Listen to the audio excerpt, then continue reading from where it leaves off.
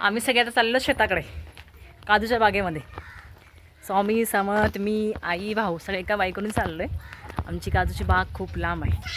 आता वगैरे हे 4 पप्पा म्हणतात की नका जाऊ, मुलांना घेऊन मला जायचं आहे. आमचं शेत आता 2 मिनटावरती आहे. जो दिसतो ना टावर, त्या टॉवरजवळच आमचं शेत आहे. आणि हा रस्ता खराब आहे. डांबरोड होता, इथपर्यंत आई बसली होती गाडीवरती. आता आई उतरली का रस्ता खराब आहे म्हटली, सगळ्यांना जागा होणार नाही आहे. आई उतरली गाडीवरून, मी इकडे चाललो आहे.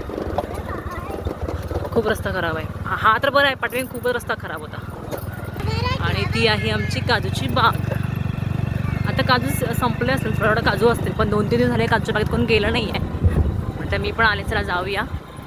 बघा समजलं बघाच होती काजू कुठं लागते ते, म्हणून खास त्याला घेऊन आले इकडे. पप्पा नकोच म्हणत होते, उन्हातून घेऊन जाऊ.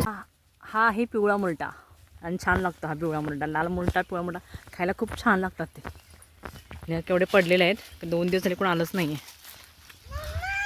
हां समजलं का आता काजू कुठं लागतं ते. असं झाडायचं मग ते पडतात. झाडावर चढून किंवा काठीने आपला काजू काढून घ्यायच्या, नंतर सगळ्या एका जागी जमा करायच्या, नंतर त्या काजूच्या बिया काढायच्या. स्वामी आता मला लगेच घे म्हणते. का मला घेऊ? शूज काढायचा नाही, घालायचं शूज. काजू मुरटा जवळच आहे झाड खालती. जास्त झाडं मोठी नसतात. काय आलं स्वामी चमचा काय चालू आहे किरकिर. काय पडलं डोक्यात? पाला पडला. हां हां ग्रीन ओली काजू नको ती. झाड बघा केवढे मुरटेत. येल्लो कलरचं झाड आहे, येल्लो मोठं झाड आहे. ओली काजू आहे. समर्थ हा पाठ लागला झाडाच्या कडाला. आणि स्वामी मामाच्या पाठी फिरायला लागलाय, बसत नाही शांत. आई केळी झाड पण आपलंच आहे ना ते, पिकाला बघ केळी त्याच्यावर. इथून स्टार्ट पुढे वरतीपर्यंत आमची बाग आहे. बघा आंबा झाड आमचं थोडं छोट्याने किती आंबे लागले, ते पण खालती खालतात ना. तोडायचं नाही, समत नाही तोडायचं. पिकलेलं नाही तर कच्चे आहेत. हां पिकले का बघ.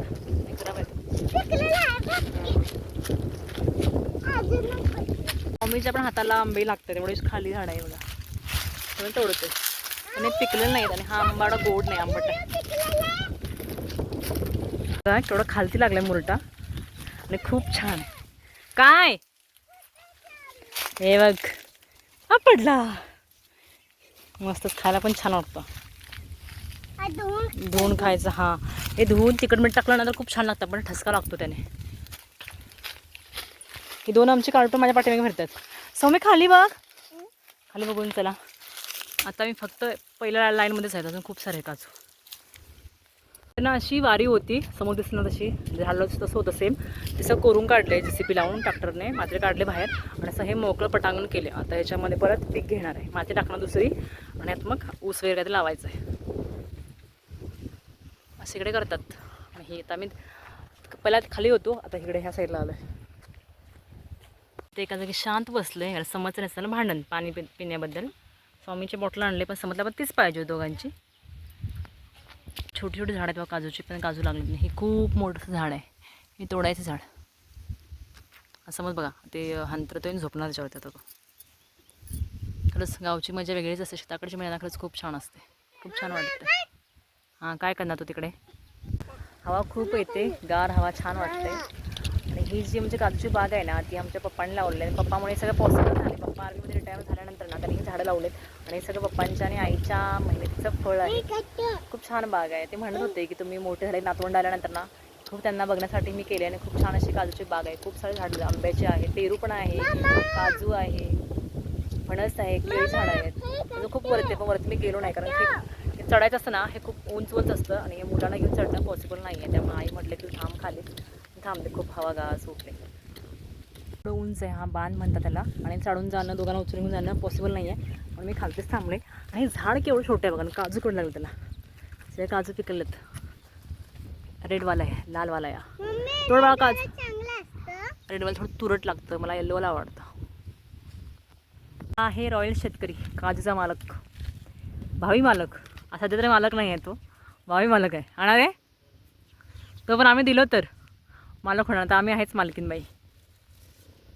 ते आंबे झाड छोटे. आता आम्ही खातोय लाडू, फराळ लग्नात उरलेला लाडू, फराळ, चकल्या. तर आम्ही बघा पापडी खातोय.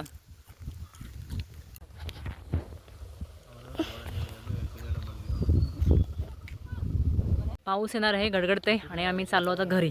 थोडंसं बाकी आहे ते करणार. एवढं झाला काजवा.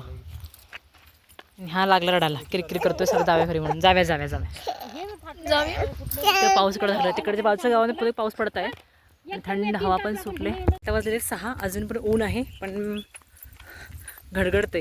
पाऊस राहतो. आमच्या इथून गाडी बाहेर पडणार नाही आणि 2 लहान मुलं आहेत त्यामुळे आई ओरडते चला लवकर म्हणून. मग गडबडीत चालतो कारण पाऊस कधी पडू शकतो कारण गडगडते. आता येऊन पोचले आहोत मेन रोडवरती आणि इथून हा रस्ता जातो शेतामध्ये. आता भाऊ आम्हाला सोडला आणि आईला आणायला गेला आहे. पावसाचं वातावरण आहे, कधीही पाऊस पडू शकतो आणि पडेल काही आहे माहीत पण नाही. पण आपण गेलं बरं घरी कारण हे दोघं आहेत सोबत म्हणून. हां मी हा बघा रस्त्यावरती बसलो. आज शेताकडे पण डांबरी रस्ता आहे बघा. हे लांब लांब घरं पण बांधली जातात. मी काजू धुवायचं काम चाललेलं आहे. घरी येऊन पोचलो लवकरच.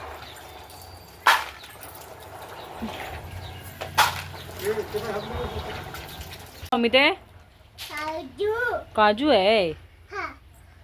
तू खाणार काजू? काटिंग काढायला लागलाय. लय मज्जा येते तुला ना. चहा कोण कोण पिणार? तुला